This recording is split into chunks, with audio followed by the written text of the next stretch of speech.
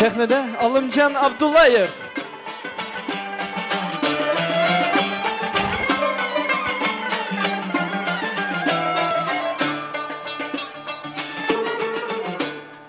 Obro'y dibib kükleydiğen küller var.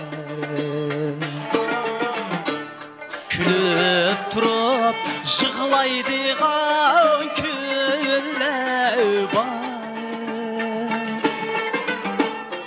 Obro'y dibib kükleydiğen küller var.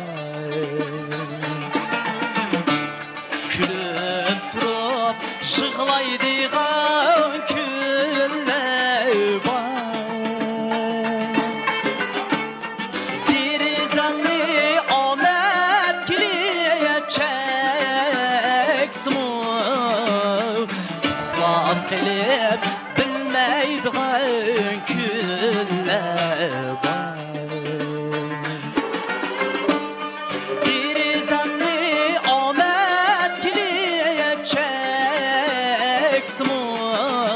uxlab qilib sezmaydiğen küller var.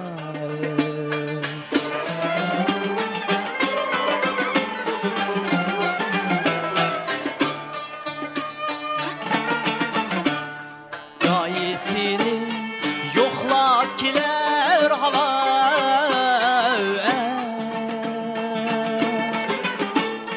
Gayesini yoxlab keler japauda.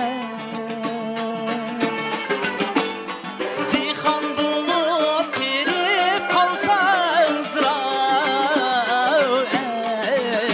Bir talmaysan ünmeydiğen küller var.